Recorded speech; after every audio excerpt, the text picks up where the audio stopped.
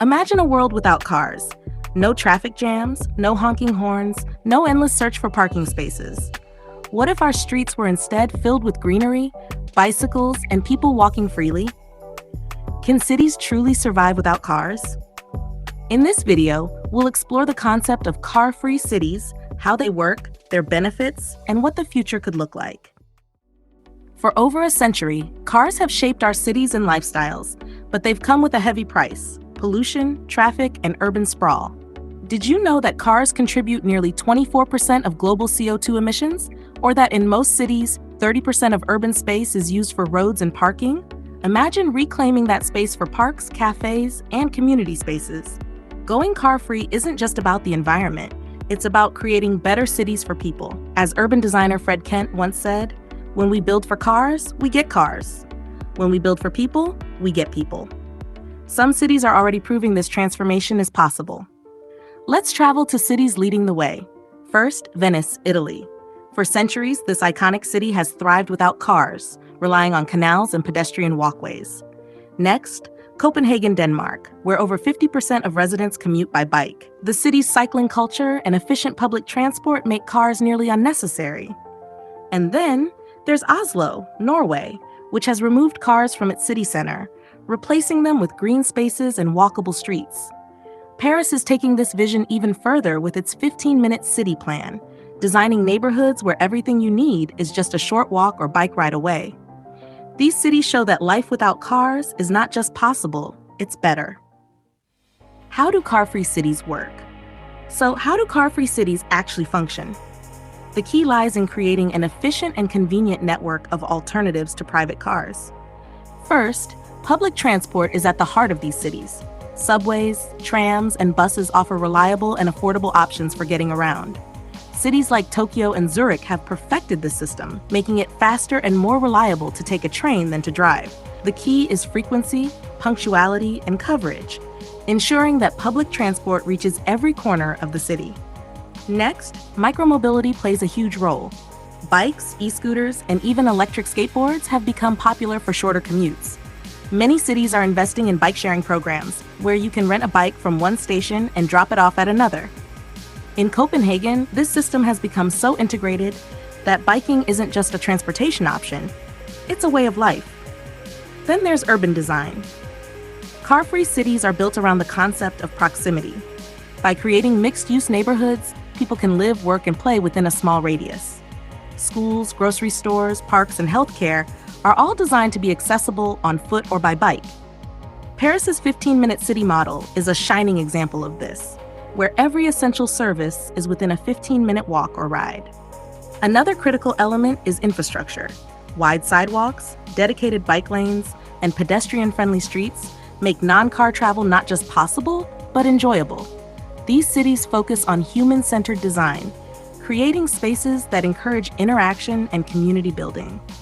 Imagine a bustling street market or a park where children can play safely, all made possible by limiting car access. Technology also plays a part. Apps like City Mapper or Google Maps provide real-time information about public transport schedules and walking routes. Ride-sharing apps ensure that when you do need a vehicle, it's efficient and shared among multiple passengers. Electric autonomous shuttles are being tested in places like Singapore, offering a glimpse into the future of urban mobility. Finally, cities are transforming roadways themselves.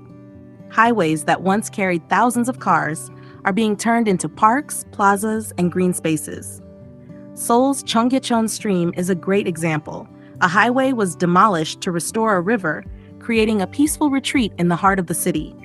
These changes not only improve quality of life, but also combat climate change by reducing emissions. Section 4. Challenges and solutions. Of course, transitioning to car-free cities isn't without its challenges. Let's start with logistics. How do you manage deliveries, trash collection, and essential services without cars? Some cities have implemented creative solutions like electric cargo bikes for local deliveries.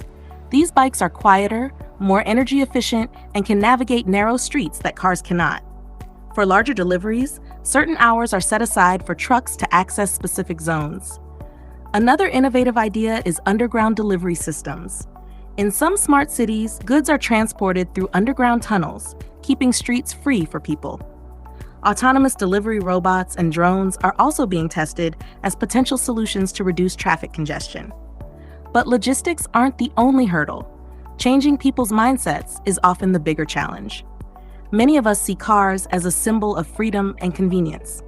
For decades, city planning has prioritized cars, and undoing that requires a cultural shift. Some residents resist car-free initiatives because they feel it limits their mobility or forces them to change their habits. How do cities overcome this? Gradual implementation is key. Many cities start with small car-free zones, like closing certain streets to traffic on weekends or creating pedestrian plazas. Over time, as people experience the benefits, cleaner air, safer streets, and more vibrant neighborhoods, support for car-free policies grows. Education and outreach are also vital. City governments can run campaigns to show the benefits of car-free living, highlighting success stories from other places. Subsidizing public transport or offering incentives for biking and walking can help encourage people to embrace the change. Then there's the issue of accessibility. Critics often argue that car-free policies can make life harder for people with disabilities or those in suburban areas with fewer public transport options. To address this, cities must ensure that public transport systems are inclusive, with features like wheelchair ramps and audio-visual announcements. Suburban areas can be connected through park and ride systems or shared electric shuttles. Lastly, there's the economic challenge. Many businesses worry that limiting car access will hurt sales, especially for shops and restaurants. However, studies show the opposite. Pedestrian-friendly zones often attract more foot traffic, boosting local businesses. For example, in New York City, turning parts of Times Square into a pedestrian plaza increased visitor numbers and improved business revenue.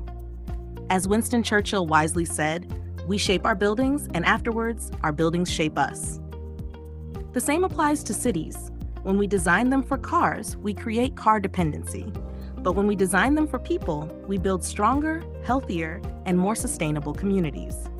The challenges are real, but the solutions are within reach. Section 5. The future of car-free cities.